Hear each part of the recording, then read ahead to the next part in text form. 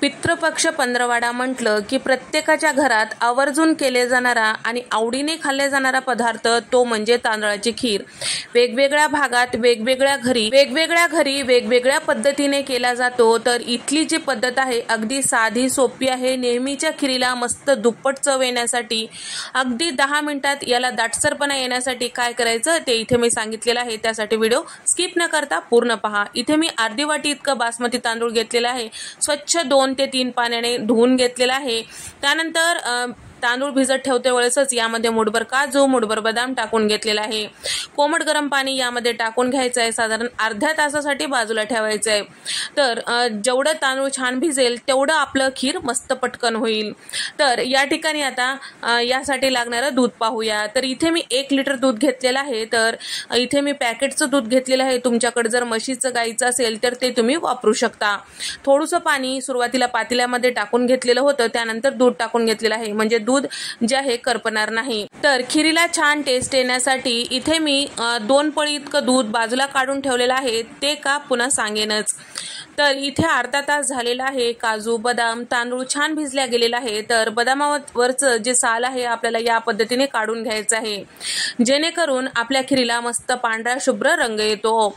तर या ठिकाणी सगळ्या बदामाची या पद्धतीने साल काढून घेतलेले आहे। आता यामधलं एक्स्ट्राचं पाणी काढून टाकायचं आहे। तर आता हे सगळं मिक्सरच्या भांड्यामध्ये टाकून घेतल्यानंतर यामध्ये साधारण 3 ते 4 विलायची सोलून यामध्ये टाकून घेतलेला आहे, म्हणजे सोबतच फिरून घ्यायचं आहे। थोडंसं रवाळ या पद्धतीने इथे मी फिरून घेतलेलं आहे, तुम्ही बघू शकता। तर या ठिकाणी हे सगळे जिन्नस छान असं मस्त मिक्सरमधून फिरल्या गेलेलं आहे।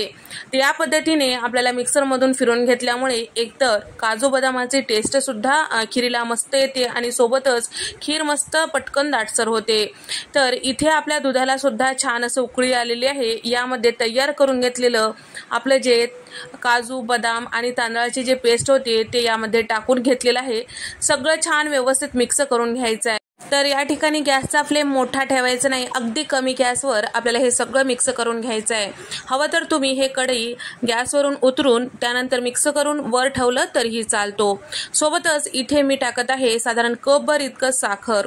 1 लिटर दुधासाठी मी घेतलेल्या प्रमाणानुसार परफेक्ट असं हे साखरेचं प्रमाण आहे। तुम्ही जर जास्तीचं गोड खात असाल तर आणखी 2 ते 3 चमचे वाढवू शकता। हे सगळं छान व्यवस्थित मिक्स केल्यानंतर आता यामध्ये टाकायचं आहे आपल्याला चारोळी। सोबतच यामध्ये टाकत आहे 15 ते 20 इतकं बेदाणे किंवा किशमिश। कोणाला आवडतात या खीरीमध्ये किशमिश तर कोणाला आवडत नाही, तुमच्या आवडीनुसार। तुम्हाला जर आवडत असेल तर तुम्ही टाकू शकता। साधारण 5 ते 6 मिनिटांमध्ये तुम्ही बघू शकता या खीरीला छान असा दाटसरपणा आलेला आहे।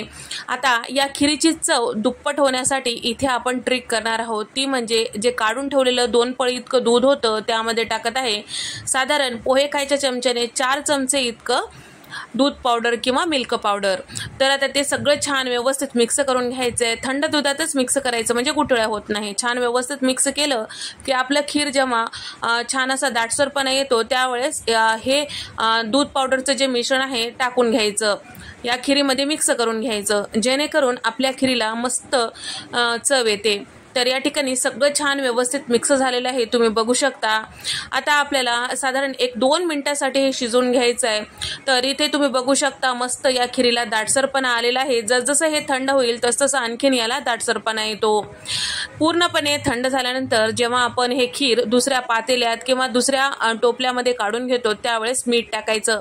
मीठ टाकल्यामुळे या खीरीला छान असं चव येते। अगदी आवर्जून हे मीठ टाका, म्हणजे चव जी आहे भारी लागतो।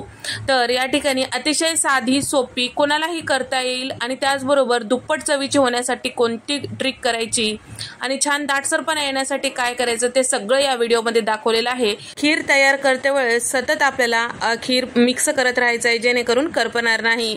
तर ही गोष्टी तुम्ही लक्षात ठेवताल तर मस्त खीर बनेल। आवडल्यास व्हिडिओ लाईक करा, चॅनलला सबस्क्राईब करा।